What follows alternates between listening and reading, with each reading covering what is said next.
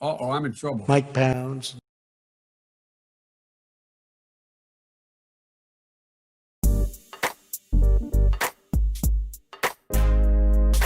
This is an island surrounded by water, big water, ocean water. Trust me, I'm like a smart person. I'm very consistent. I'm a very stable genius. I had the best words. Tolerated. I know words. Mike Pounds. I hope they now go and take a look at the oranges of the investigation. But there's no better word than stupid. Anonymous, really anonymous. I'm very highly educated. One of the wettest we've ever seen from the standpoint of water. I had the best words. God bless the United States.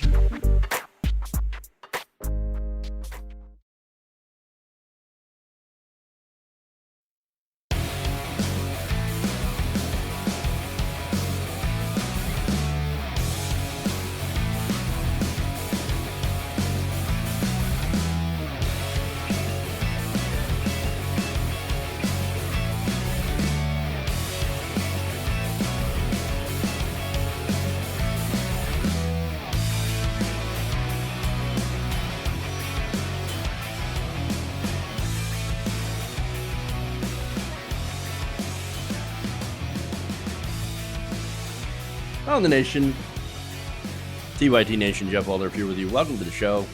It's Tuesday, the third. No, it's worse than Thursday. Probably the worst day of the week is a Tuesday. I know, Taco Tuesday, right? I love tacos, so that's why I tolerate it. Tolerate Tuesday, thanks to tacos. Nailed it. Okay. Anyway, weird mood as always. We got some great stories today on the show. So we're going to talk about whether or not Donald Trump will quit the 2020 election.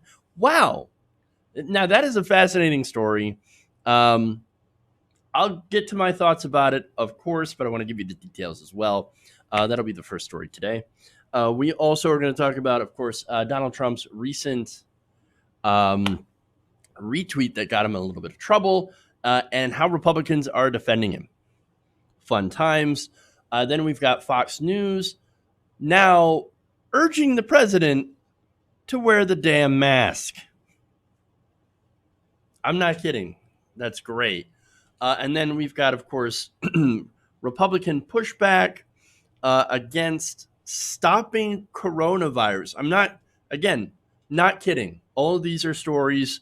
They're fascinating. We'll dive into it. Man, crazy show. But we start out with some bad news, actually.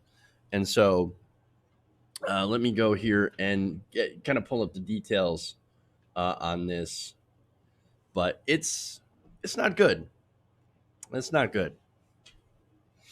All right.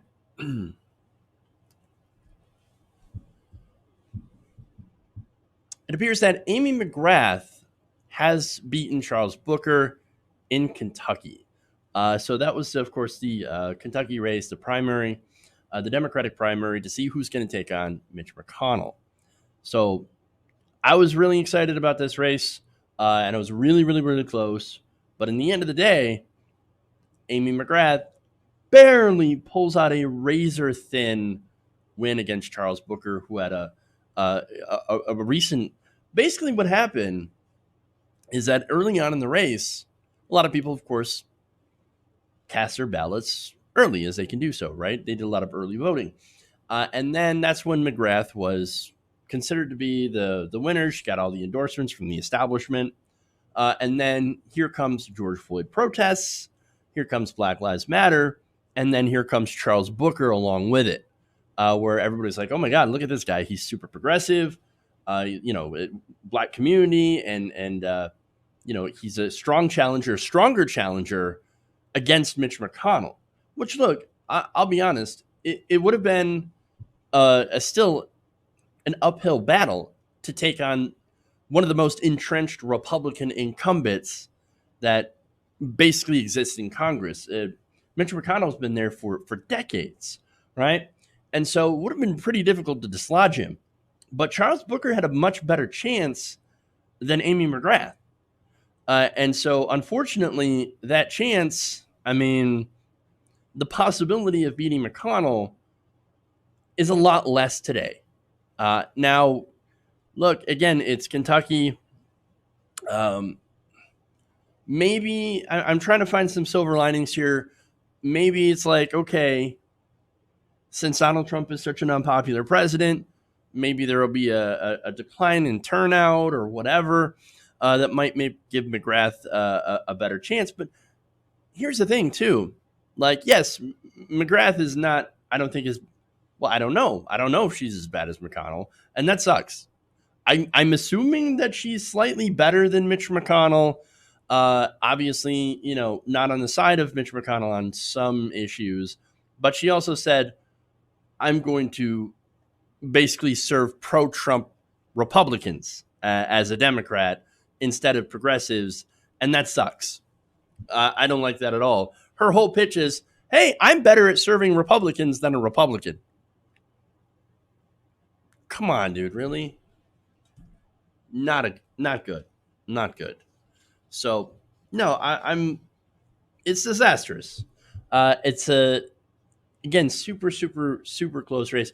In fact, I think they're one of the counties that I was reading, and I don't remember the name of it. 6,000 votes were thrown out. That could make the difference. The Booker campaign says, okay, let's print out those results and let's get that verified to make sure that those votes get counted. And so we'll see what happens if that's granted. But everybody's basically gone out there and said, no, it's Amy McGrath. I think she's going to lose to Mitch McConnell. I think it's not even going to be close. I think she's Allison Lundergan Grimes 2.0. And you might be asking, who's Allison Lundergan Grimes? You keep bringing her up a lot in the context of this Kentucky race.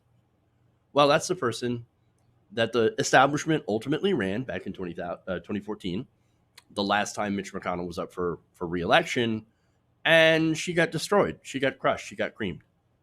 And that's it. She ran Republican light, and it's really a mistake. Like, the Democrats keep doing this, right? And so it makes me think that this is 100% intentional, that, they'll like run a Democrat, a terrible Democrat, a Republican light, and say, oh, don't worry. No, these Republicans will vote for a Republican light instead of a Republican. Well, when does that ever happen? No, you win by exciting the base. And look, I don't know if there are enough progressives in Kentucky to get somebody like Charles Booker to win, but I'm not saying that there isn't enough. And the establishment is certainly saying, oh, no, there's not enough. Trust us. We would do much better to appeal to Republicans, except that never works. They're going to continue to vote for Mitch McConnell, even though he's incredibly unpopular. Even in the state of Kentucky, they're still going to vote for him. They're going to vote for him over Amy McGrath.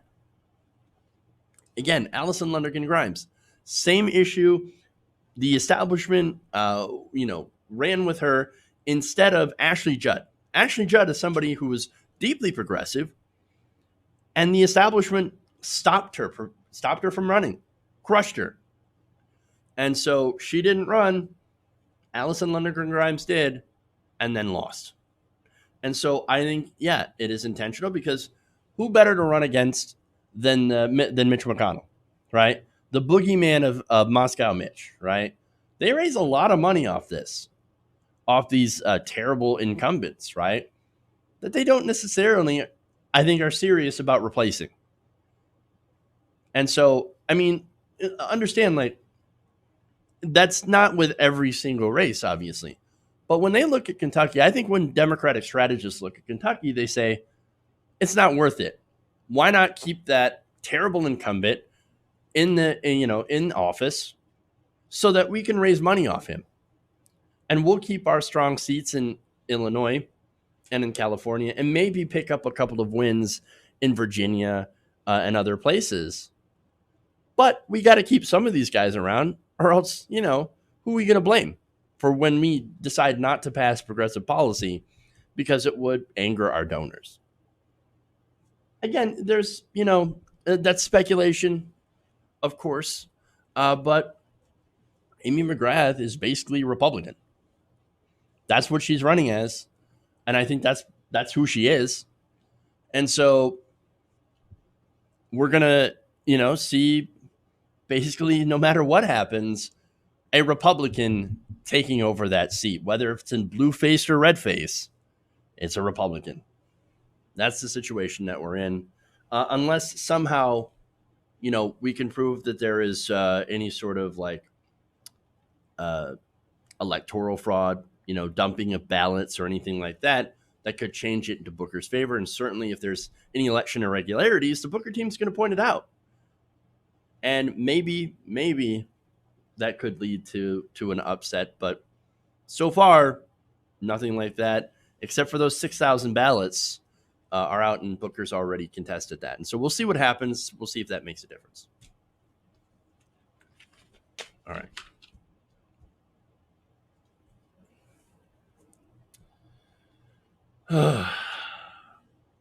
Sorry to start the day with bad news, but let's move on. Let's go to the first story here, which could be good.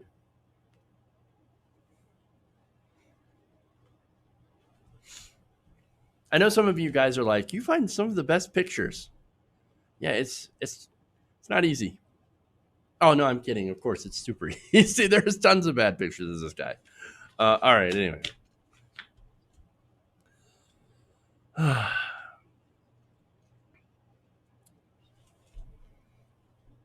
Could Donald Trump drop out of the 2020 race? Interesting question. Okay, well, some insiders, several at least talking to Fox News, they think so. They think it's possible. And they point to one thing: how embarrassing a loss is for Donald Trump. And not just, a loss to Joe Biden, but basically a loss to anybody, right? Donald Trump, the one thing that he hates doing is losing. So as I said before, Joe Biden, look, this comes from Fox News, right? And they cited a bunch of GOP insiders who were concerned about Donald Trump's reelection. Why? Because Joe Biden has quite a big lead on Donald Trump in a lot of different places and nationally. In fact, he currently holds an average lead of about 9 points over Donald Trump, according to a 2020 tracker poll by Real Clear Politics. That's not a small lead. That is fairly significant. That is larger than the spread that they had back in 2016. Now, Hillary Clinton, I remember back in 2016, right, where Hillary Clinton had a fairly small lead against Donald Trump. It was about 2 to 3 points, right? And so, a lot of the polls, again, the averages showed her up by about 3. She actually won by about 2% in the polls. Again, since our system is archaic and was designed, of course, during the time of slavery with the Electoral College and all that stuff, Hillary Clinton did not get the win. But she did actually win the popular vote by about 2%. And so the polls, look, I remember, and I've fallen, kind of victim to this by pointing out like, oh no, I think that the polls have been way off. They're not as actually far off as we tend to make them out to be, right? They were off by about, 1%, which again, margin of error, right?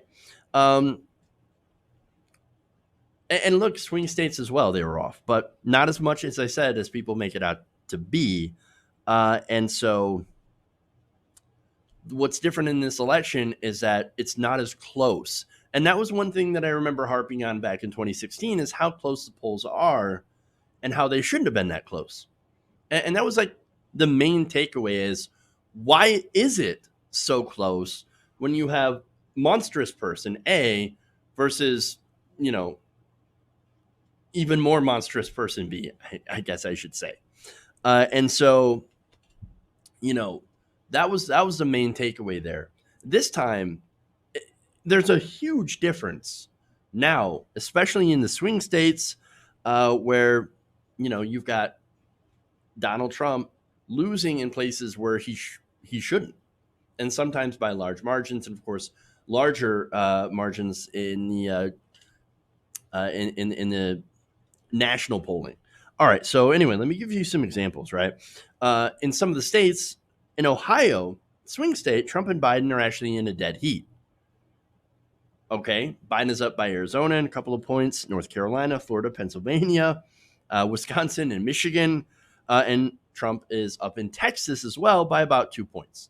So some of the leads in those different states are varying between a couple of points and much larger margins, but that's got the Trump campaign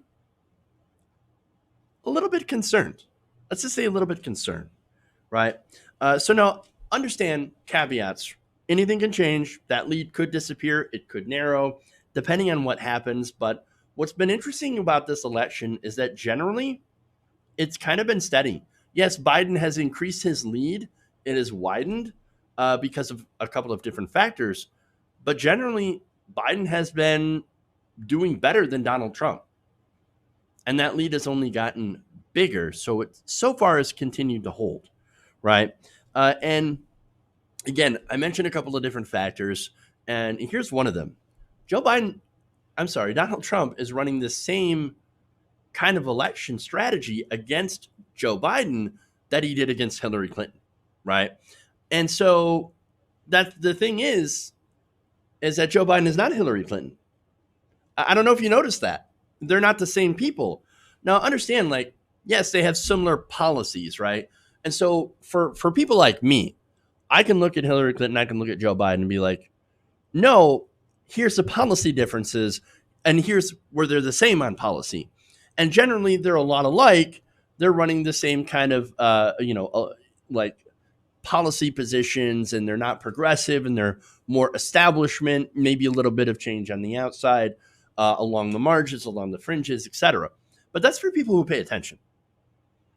I have to get past this notion that every person pays attention to politics as much as we do. We don't. And so, understandably, I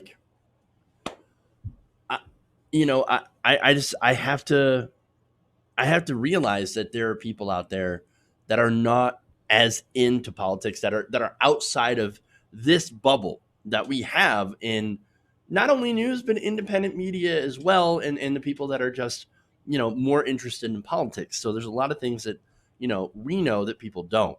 For example, Joe Biden, he's lied about a lot of things, lied about race relations. He's a serial liar. Similar to Donald Trump, although Donald Trump is far, far more outrageous. He lies about things that really don't even matter, right? Whereas Biden, I think, lies strategically in a way of hey, yeah, black community. Remember when I got arrested with Mandela, trying to see Mandela in South Africa? Actually, that never happened. And so his are a little bit more strategic / pandery kind of lies, right? So they're more your normal politician lies, where Donald Trump's like, did you see my crowd size? It was so big. No, it actually wasn't. And we have proof of that. We have pictures. We have all that stuff. They're fake news. Okay, anyway, there's that difference, right? And so Biden's got 1,000 problems, which, of course, look, I'm not a Biden cheerleader, which is why I'm pointing this stuff out. He's got some serious policy problems. He takes corporate money. Again, caught lying. There are allegations of sexual assault against him, all that stuff, right? At the same time, he's not Hillary Clinton, right? Which a lot of people are looking at some of the surface issues, right, with Joe Biden and saying, well, he's different than Hillary Clinton because I remember him as Obama's vice president, and we like that. We just want to go back to that. We just want to toss Donald Trump out of office. And that's why I keep saying, this isn't Joe Biden. He's not going to win. Trump is going to lose. And there is a clear difference between those two things. People are not going to vote for Joe Biden because of Joe Biden. They're going to vote for Joe Biden because Well, that's the guy who's going to toss Donald Trump out in his ass because we're tired of this guy. Like, get the clown out of office. That's it. So another factor, of course, that has led people to make that decision, has actually led to Donald Trump falling even more in the polls than he was before, is coronavirus. I mean, coronavirus and Donald Trump's disastrous response, including the economic response and only giving people a $1,200 paycheck, only a one-time $1,200 paycheck, and giving massive amounts of money to corporations, has led to, again, a gigantic loss in confidence. And then what's really dug into his base is, well, the fact that he basically has made the argument of sacrificing old people to, help the economy reopen, which has led to a loss in support from older white people. Again, maybe that's not a good idea to say, oh, let's just sacrifice grandma and grandpa to the economy so that my stock portfolio can rally. A lot of them took offense to that, right? But it's not just that, though, because coronavirus has been here for a while, right? But he really didn't start seeing a more precipitous drop in the polls until the protests against the killing of George Floyd. And so polls from all polling organizations now show high levels of disapproval over the president's handling of not only coronavirus, but the mass protests calling for racial justice. In fact, here's a Washington Post poll, Washington Post Ipsos poll, finding that 36% of American adults approve of Donald Trump's handling of the protest, while 62% disapprove. So I think those protests and Black Lives Matter and the killing of George Floyd and the killing of Breonna Taylor, and just all the numerous cases that we've had of police brutality and police violence, and then, of course, the police backlash to these, largely peaceful protests, where, protesters would be attacked with tear gas and rubber bullets and all that stuff, which would then lead into riots. A lot of people didn't like that. And now a lot of people are like, no, we're in favor of the protesters. We hate the fact that Donald Trump has responded to these protests in the ways that he has. And so the polls reflect that. And now, as far as coronavirus, the same New York Times Siena College poll found that 58% of Americans disapprove of his handling of the coronavirus outbreak, while only 38% approve, the worst ratings since the crisis began. Those are absolutely disastrous numbers. Donald Trump has united the country against him. That's it, right? So let me go to one anonymous GOP operative telling Fox News, quote, "It's too early, but if the polls continue to worsen, you can see a scenario where he drops out." So now we're talking about Donald Trump dropping out because of these disastrous poll numbers. So a lot of deep concern. Now, a lot of these conservatives talks to Fox News reporter Charles Gasparino. Now, this is somebody who is not, an anti-Trumper or a never-Trumper, right? No, he's a pro-Trump Republican. And yet he's making this report and saying, look, I talked to major players in the Republican Party, and this is what they're saying. And it's not good. Another of the GOP sources cited in the report said the likelihood that Mr. Trump would drop out, quote, "I've heard the talk, but I doubt it's true. My bet is he drops if he believes there's no way to win." So I guess apparently to them, there has to be even more of a polling drop for Donald Trump and to lose more of his base before he would drop out. So that's interesting. What do I think about this? Again, that's what they're saying in the report. That's the polling numbers. That's the situation in the election. I'm skeptical, right?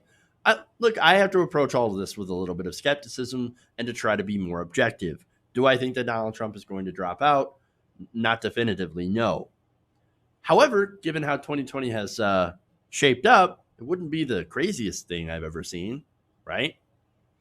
I mean, what we know about Donald Trump is that he hates to lose. To him, being a loser is the worst thing that could ever happen to him. I guess aside from losing his money, but at the same time, that would also feed into being a loser. Again, Donald Trump believes that his money is a status symbol. If you're a wealthy person, then you're a winner. If you're if you're poor, if you don't have money, then obviously you're a loser, right? And so that's what he believes. That's his core philosophy. I'm a winner because I'm rich. You're a loser because you're not. And if you're to lose your money, if you're to lose your status, if you're to lose your election, well, then that makes you a loser and you suck. And so that's how he sees the world, right? And so any electoral loss, it doesn't matter to who, would be absolutely devastating to the worldview, to the ego of Donald Trump. And so that's why you see already him laying the groundwork to blame voter fraud, mail-in ballots. He says that's the biggest fraud in American history. Well, wait a minute. What happens if you win? If you do end up, if you continue to run, and if something changes and you end up pulling a victory, which certainly also could happen, wouldn't be the weirdest thing to happen in 2020. But what then? Oh, was it voter fraud? Or was there no voter fraud? That makes me think that he's looking at his internal poll numbers and is in a panic. It's just like, oh, I don't know. I guess it must be fraud. I mean, voter fraud, mail-in fraud, all this stuff. I didn't lose because, again, he cannot admit to being a loser.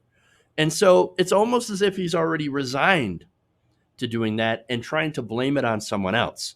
Again, remember that recent interview where he had, I guess it's sort of a slip, where he said Joe Biden will be president because some people, I guess, don't love me. There was that. It's a hell of a thing to say, right? I think look, there's compelling evidence on both sides of this issue where Donald Trump, again, he didn't drop against, even though polls showed him losing against Hillary Clinton. And so there's that, obviously. And so that's compelling evidence on one side. But also there's Trump ready to blame the loss. But again, he did the same thing back in 2016. But then there's the issue, of course, would he take his ball and go home? I mean, look, if the polls continue to show all the way up until the election day, right, or a week before the election, I should say, where it looks like it's going to be a blowout, like it's going to be a devastating election, and that he's going to lose by upwards up to 10 to double digits, right? I could see him taking his ball and going home. And I know some of you might be thinking, well, yeah, but if he quits, then isn't that also a loss? I mean, technically, but at the same time, you guys know my background. I'm a gamer, right? Every gamer knows the term rage quit. I mean, you can't lose if you're not playing the game. If you decide to take your ball and go home, people can't say, well, you lost. Well, I mean, technically, right? And so you also can't lose if you quit and then say, I quit because I know the game is rigged. He's already laid the groundwork for that excuse. So if he drops, he could say, I knew the game was rigged. Q told me, or whoever in the government told me, that I wasn't going to win, that it was rigged against me. So I decided to take my ball and go home. And I'm going to go back to my business, and I'm going to do what I do best. Take care of my, very successful, excellent company.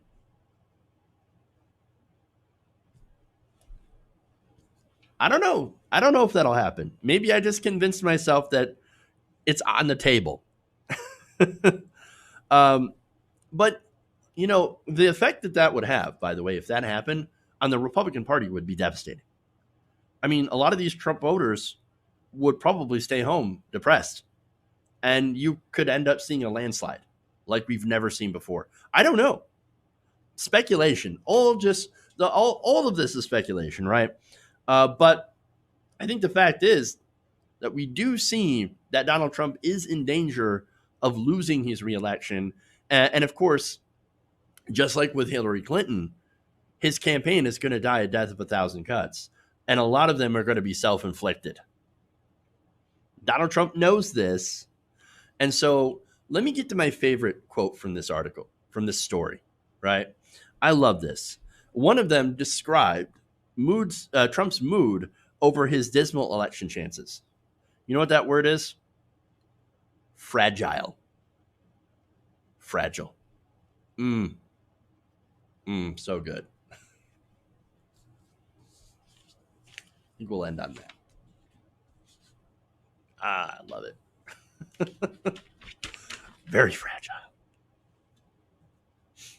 Oh, another point that you guys bring up too. I'm reading the chat here. Jim Wilson points out, Donnie doesn't care about Republicans either. No, that's a great point. Excellent point. Like, you think he cares about the Republican Party and Republican losses? No, he doesn't care at all. No, all he cares about is he going to win? And if he thinks that he's not going to win, then it is possible that he's going to take his ball and go home. And leave the party out to dry, which, again, he doesn't care at all about that. He's only out for him. So that is an excellent point. Excellent point. Biden can barely give a speech. We know. Trust me. We know. That's why they're hiding Biden. And actually, politically, that's one of the smartest things that the Democrats could do right now is to hide Biden. And that's it. Again, this is not a great election. This is not going to be any sort of progressive victory. But it is going to probably unseat and remove Donald Trump. And I guess that at least slightly slows the bleeding.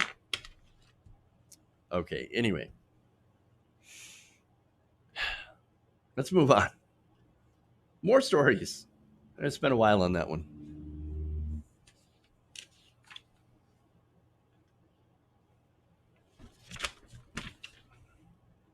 There we go. Hiding Biden. Yep.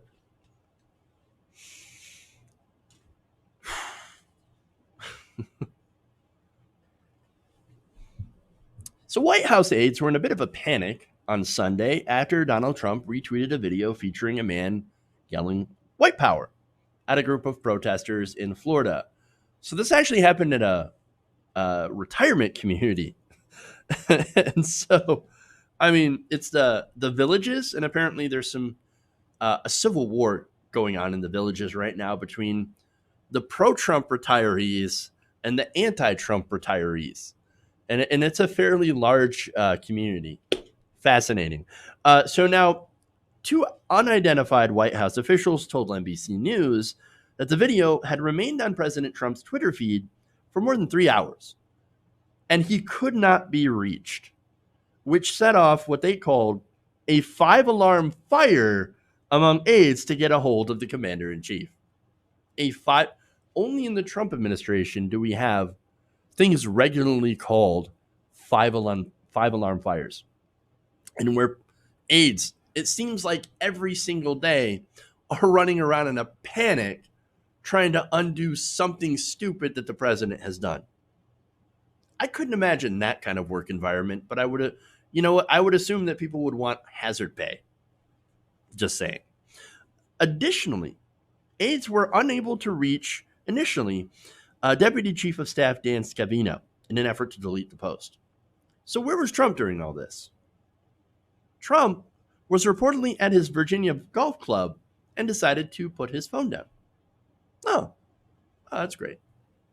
Now, look, he eventually got to that tweet and he deleted it after a few hours of it being up and after massive outrage.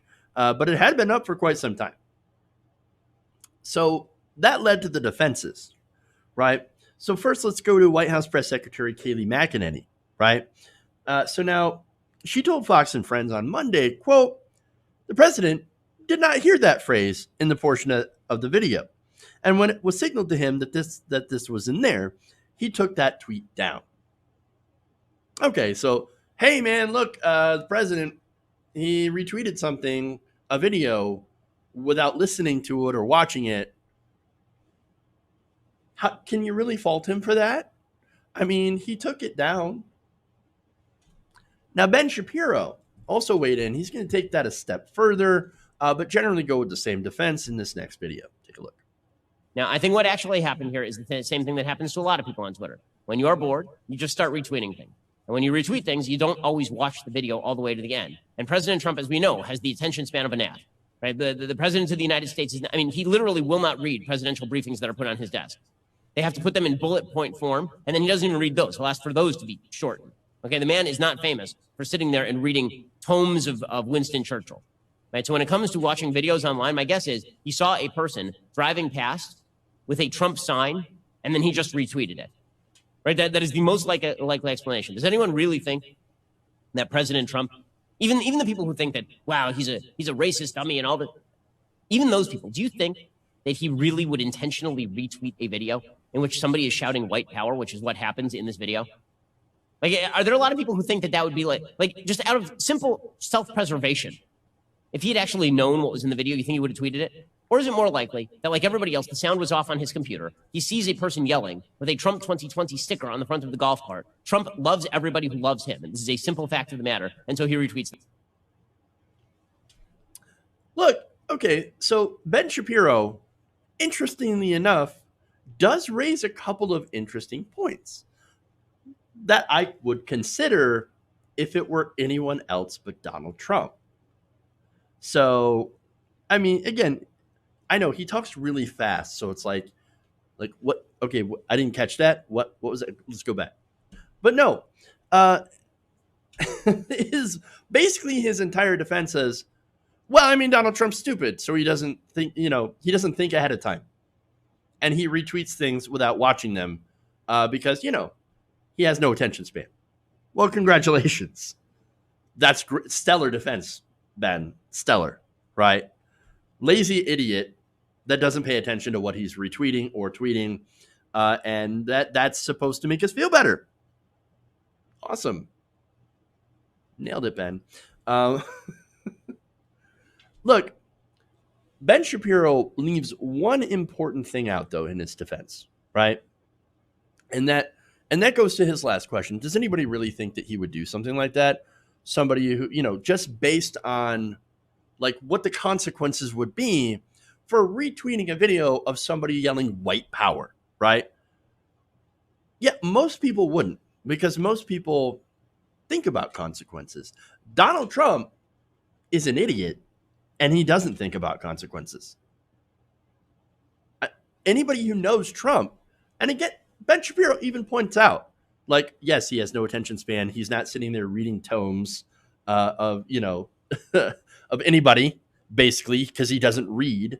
Has the attention span of a gnat. He's got all of that correct, and all the bullet points and stuff that he only pays attention to. 100% right about that. But again, he glosses over or completely ignores the fact that our president's a moron that does not consider the consequences of anything that he does.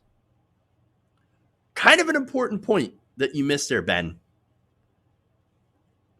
I'm just saying. So, and look, that defense, it doesn't hold water. And let me point out why. In that deleted tweet, Trump lauded Florida demonstrators shown in the video, adding, "Thank you to the great people of the villages. The radical left do-nothing Democrats will fall in the fall. Corrupt Joe is shot. See you soon." So, look, in the time it takes to write that, right, you could listen to that video. And it's not as if this is a long video. And it's not as if he, like, even if, right, he doesn't have an attention span that is, more than a gnat. And Ben Shapiro's right about that. He doesn't have an attention span. That white power thing, that was 9 seconds in. You think Donald Trump can't pay attention for 9 seconds? There's no way he didn't hear that.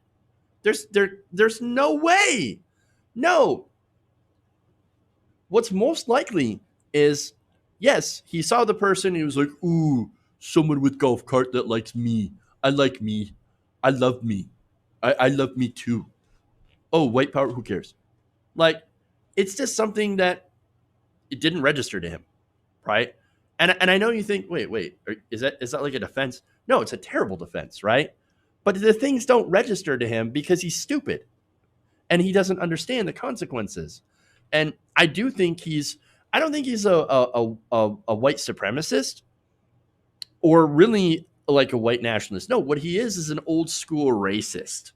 And that's what he is. And he falls for the old stereotypes. Oh, black people thugs, Mexicans lazy, all that stuff. Asians super smart. Muslims generally dangerous unless you're rich. And then we love the rich Muslims, like people from Saudi Arabia. And so all those different stereotypes, right? And so that's the stuff he believes in. I don't think Donald Trump has any sort of ideology, white supremacist or Republican ideology. His only ideology is me. How does anything that I interact with in the world help me out when it comes to my money and when it comes to people loving me? And that's it. I think that he's too self-absorbed to really think about anything other than himself. And so that's why he doesn't see consequences. Okay. And so nonetheless, here you've got, again, Ben Shapiro and Kayleigh McEnany saying the president has no attention span, and that's why we should let it go. But we actually shouldn't let it go because that's actually a worse indictment. That defense of Trump from both of them is an indictment. We shouldn't have a president that has no attention span, that doesn't read his briefings, right? That doesn't read the things that put in front of him, that can't pay attention long enough to realize that, oh, that's going to look really, really bad. They think that's a good excuse, though, and that's sort of the irony about this. And I think look, the bar is low. It is so low that it's now underground. That they get to say, hey, look, president may be a moron, but at least he's not a racist. Well, no, because he is racist and he is bigoted. And it's that old school, as I explained before, stereotypical racism, where you don't have to be wearing a Klan hood in order to be someone who's a racist. You just have to have these thoughts and these ideologies and these, and to not pay attention to anything other than the stereotypes. Because Donald Trump's not smart enough, doesn't read into it enough, doesn't care enough to read past those. And that's what makes him a racist.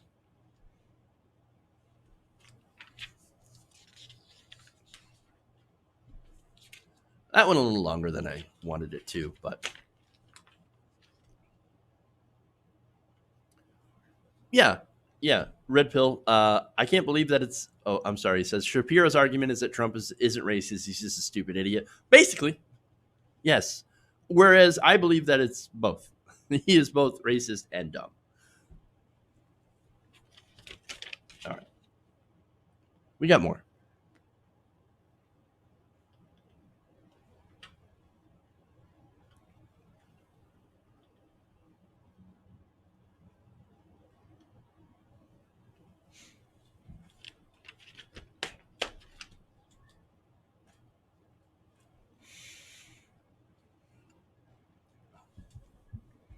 With coronavirus cases once again spiking all over the country, threatening to shut us down once again, which we should have been shut down for a while. But now we have Fox News hosts that are doing some damage control and trying to get Donald Trump to wear a mask.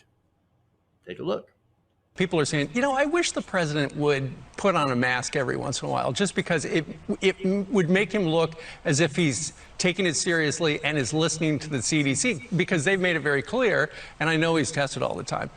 But the masks work. And I think that if the president wore one, it would just set a good example. He'd be a good role model. I don't see any downside to the president wearing a mask in public. Sure. And I think by wearing masks, you can keep the economy open, and closing things are the last thing anybody wants to do. MAGA should now stand for masks are great again. Let me give you some marketing advice right there. All right, so that was Steve Doocy trying really hard, talking to Ronna McDaniel or Romney or whatever, Ronna Romney McDaniel. Notice how they dropped the Romney out of that, but I brought that back in. So he's talking to her, and the reason that I cut her out is that she was just saying, the normal White House, sort of White House talking points like, oh, no, Donald Trump, he absolutely wears a mask. Oh, really? Because we have photographic evidence that he really doesn't. So, yeah. And I love how Doocy's he's trying so hard to be polite and yeah, but he really should wear a mask all the time and show that, that's the right thing to do. Again, he's trying. I've never seen Steve Doocy push so hard for actually doing the right thing. It's funny. So now the question is Donald Trump going to listen? I mean, we know he's watching Fox News. We know that he's been told probably multiple times that, yes, face coverings are one of the best ways to prevent the spread of coronavirus. We know that other top Trump administration officials have worn their masks in public. But we also know that Donald Trump refuses because of stupid reasons. I mean, now that said, right? White House Press Secretary Kayleigh McEnany is going to come out and tell reporters on Monday that Trump's got, no problem with mask wearing. But says that it's a personal choice, or should be personal choice of individuals. Now, that's what she says, but what he said, and this is in a Wall Street Journal article, interview, he thinks that some people wear masks just to spite him. And that the real problem he has with masks is that people will mess around with it. Okay, but if you touch the mask or you kind of mess around with the mask a little bit, because sometimes it's uncomfortable and you might need to shift it around, well, that's still better than not wearing a mask. I mean, is that really the choice that we have here? Not wear the mask, or wear the mask even if sometimes you mess with it? I don't know. It's sort of a strange thing for him to do because he is kind of a germaphobe. So I don't know.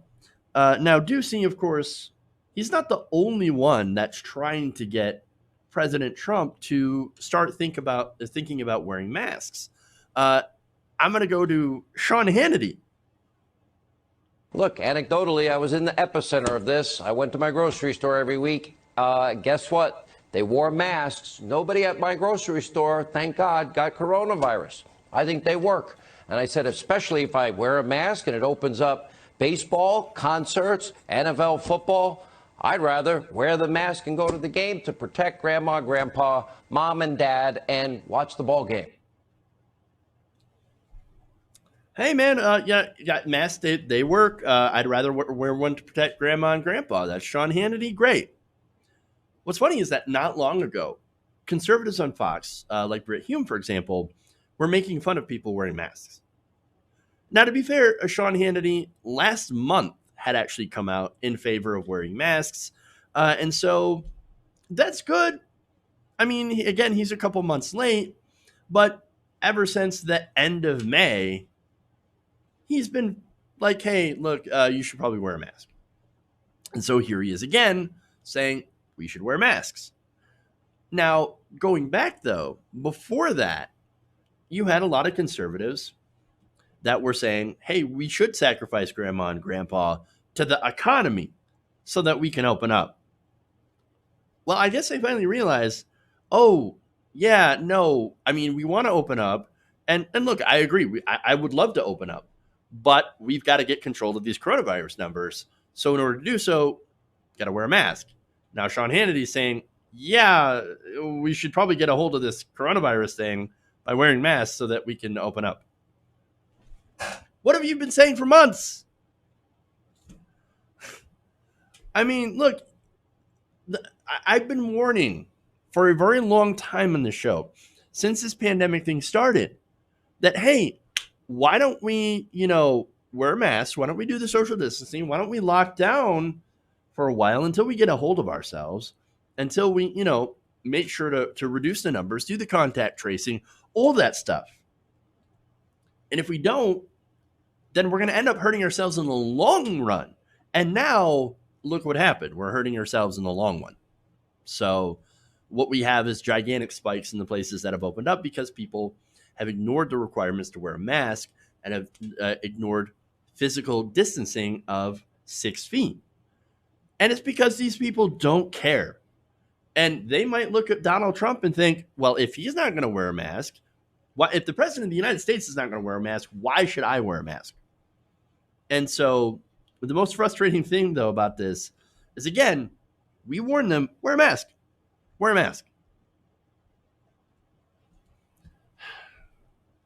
So now, of course, conservatives are continuing to try to do that, to get other conservatives and Trump to wear a mask.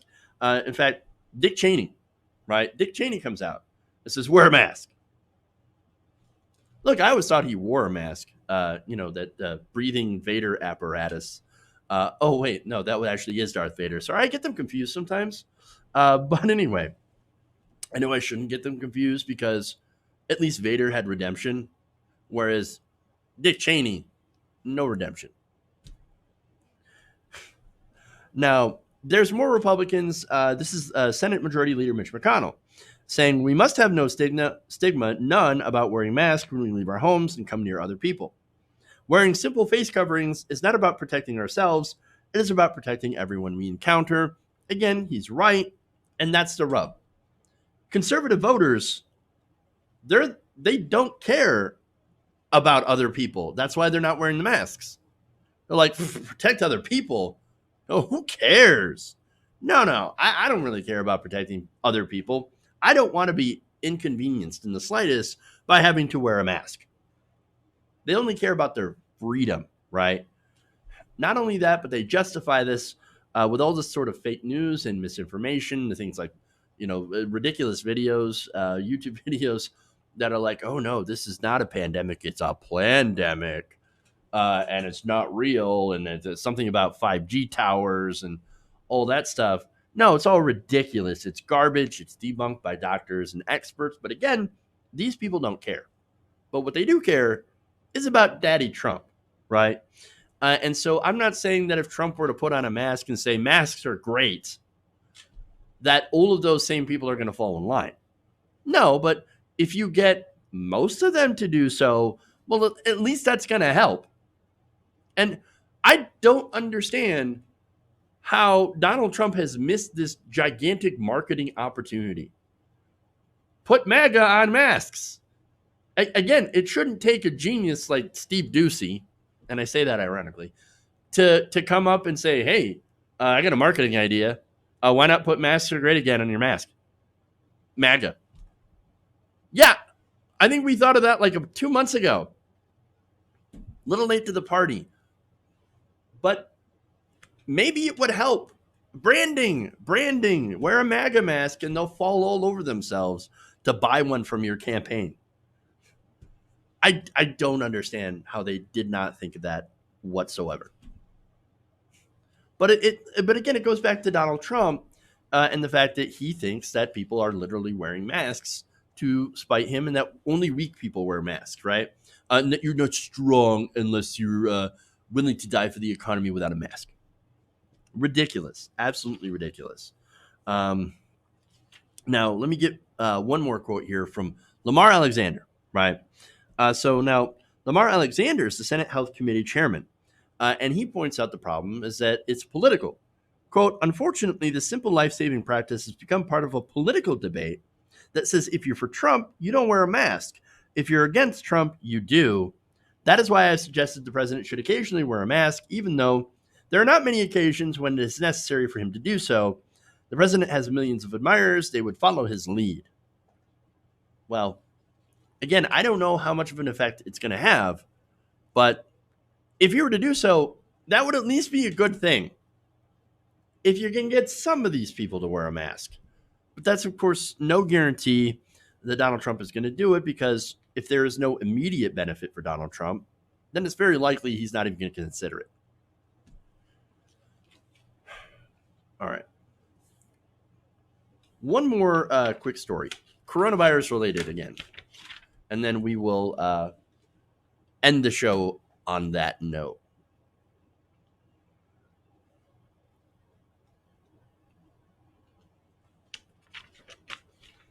As a career thief, Trump should be comfortable wearing a mask. Nailed it. I love you guys in the chat. All right. Ohio Republicans are not happy with Governor Mike DeWine when it comes to his leadership in the coronavirus pandemic. So now, wait a minute. Is it because Ohio is seeing a similar spike in coronavirus, like Arizona, Texas, California, and other places where we've seen gigantic spikes of infections? I mean, Florida had a devastating weekend. Last Friday, there were 9,000 cases. Now, on Monday, we had over 5,000 cases in Florida. So those are some disastrous numbers, right? So Ohio must be going through a similar spike, right? I mean, for these people to be so angry. No, turns out it's the opposite. The state of Ohio has actually managed to avoid an explosion in COVID-19 cases, and that's got people mad for some reason. Apparently, these rural Republicans want coronavirus. Now, the Columbus Dispatch is reporting that Republican leaders in Warren County had last week sent DeWine a rebuke that said that he had, quote, overstepped his bounds in trying to prevent the spread of the disease. Additionally, the paper reports that Republicans in 6 deeply red counties in the west central part of the state had sent DeWine a letter expressing similar disdain and accused him of, quote, disappointing your party faithful. One example of a person that's speaking out against DeWine is Shelby County Republican Chairwoman Teresa Kirk. She tells the Columbus Dispatch that while she voted for DeWine back in 2018, quote, what he's doing and the way he operates appears to be more like a Democrat or a Democratic governor. She specifically said that she was opposed to DeWine asking Ohio residents to wear face masks when they left their homes. Quote, I think that is up to us as citizens to decide if we want to go out and take a chance of getting it, if we want to wear a mask or not.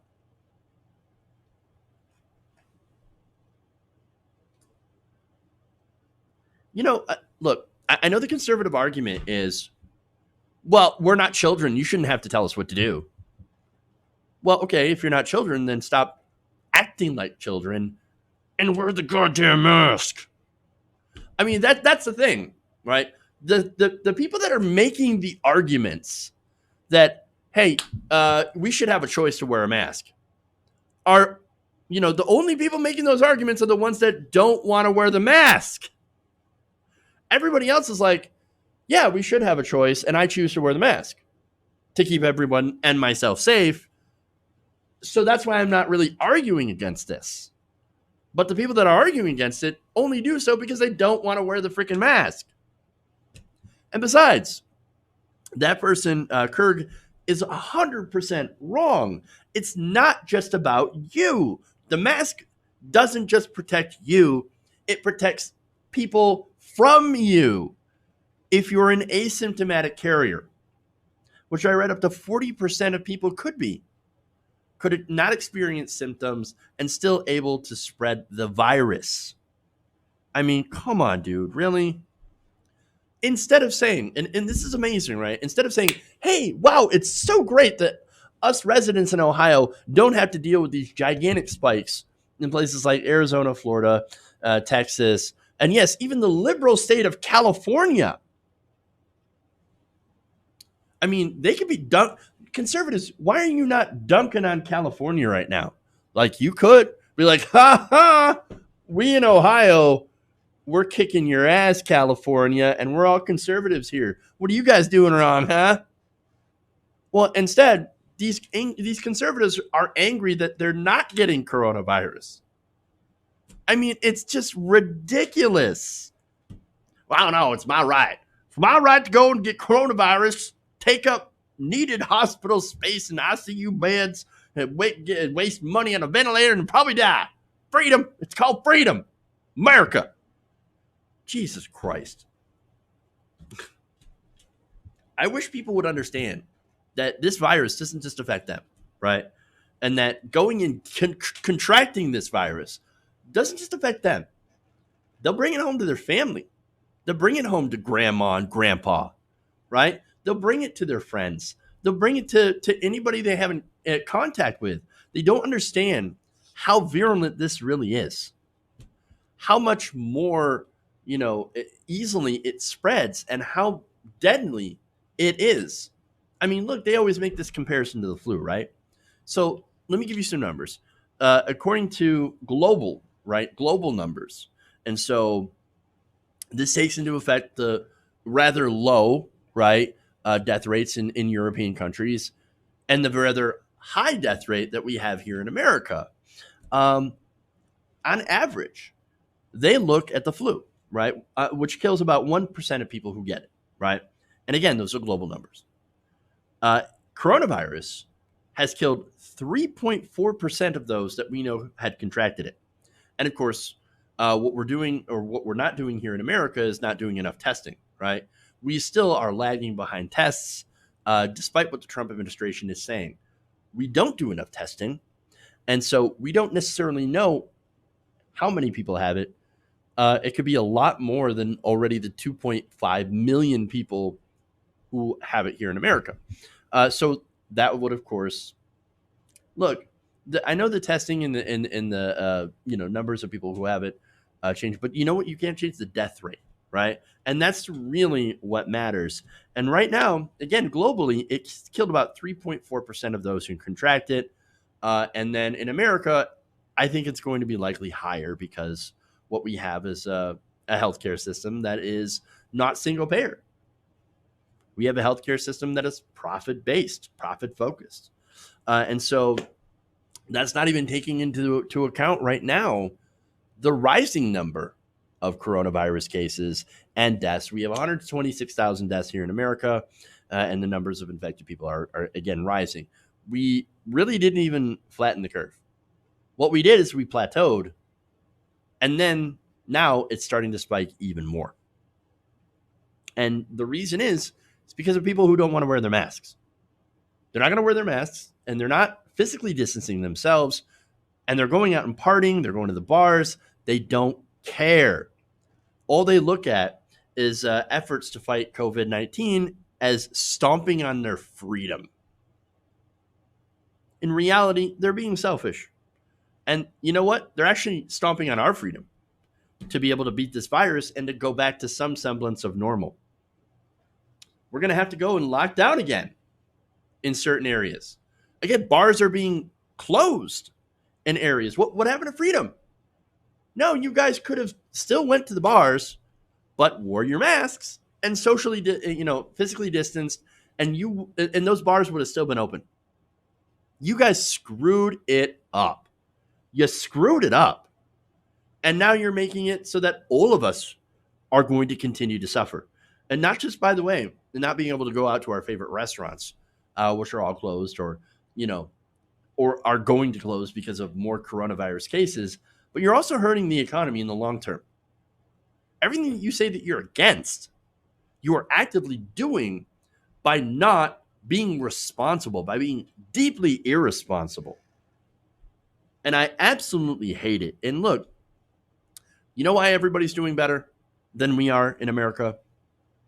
Except for Brazil. Brazil's a mess. But Brazil has their own Donald Trump-like president, and they're also not doing physical distancing, and they're also not wearing masks. So America and Brazil, and guess what? They have the second highest amount of cases. Second to America. Whereas Europe understands community, right? And they understand that, hey, maybe we should, all wear masks to protect each other because they're smart. right? Now, in America, though, we got people acting like spoiled children. I showed you a video yesterday of a woman who was asked to wear a mask in a grocery store who decided to get angry and start throwing her groceries all over the ground.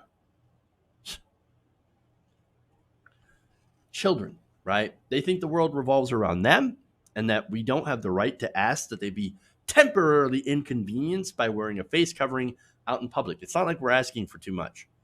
Just a face covering. Jesus. But look, it's toxic individualism. That's what it is. And it's been infecting America for a long time, far longer than COVID, for decades. And look, I would love for that, for people to be able to choose to wear a mask and then choose to wear the mask. But they're not doing that. They're choosing not to wear the mask. And so that's why a lot of places have had to make it mandatory. Now, I hope DeWine doesn't cave to this pressure. I mean, he'd be really stupid to do so. But then again, he is a Republican, and that is his base. So you never really know. But I think if he does, I mean, that would be absolutely dangerous. It would be a dangerous thing to do, not only for his state, but also since we live in the same country. We can't exactly wall off Ohio or any of these other states. Well, it would be dangerous for the country. And really, we've got to get a handle on this virus. So wear the damn mask and do this physical distancing, or else we're never going to get over this thing. And we're never going to be able to go back to some semblance of normal. So stop being selfish and just wear the mask. All right. That's it. That's all I got for you guys today. Thank you for going around the nation with me today. One more fun fact, right? So I know a lot of people were worried about the protesters, right? Protesters they're gonna get coronavirus, they're gonna spread it around. Turns out the protesters, most of them, if not all of them, have been masking up. These are the Black Lives Matter protesters, right? They mask up and they do what they have to do, right? And they're careful. And so they're not considered the main, a main mode of transmission for the virus. They have not been responsible for spikes in coronavirus cases, but it's been the people that go to the bars. It's been the people that go out to party, the Ozarks, right? Not doing the, physical distancing, going to the pools and all that stuff. It's the stupid people being irresponsible and just having their fun. Those are the ones responsible, not the people that are actually out there fighting for other people's lives. And it's a really nice, comparison when you put those things side by side, when you put those events side by side. And very, very, very telling. All right. Rant over. Thank you, guys. Please like and share the stream if you haven't already. Please consider becoming a patron, patreon.com/TYTNation if you like the show, or subscribe. We had a lot of viewers today, more so than normal. So thank you, guys. I hope you stay around and subscribe. Check out more live streams. Like, for example, we'll have a live stream tomorrow. Same time, same place, right here, TYT Nation. That's it. Love you guys. And remember, change begins with you. Good night, guys. We'll see y'all tomorrow.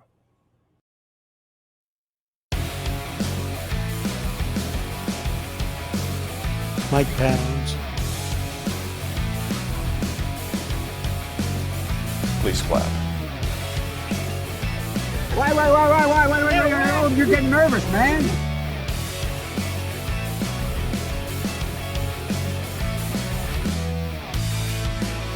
Tolerate.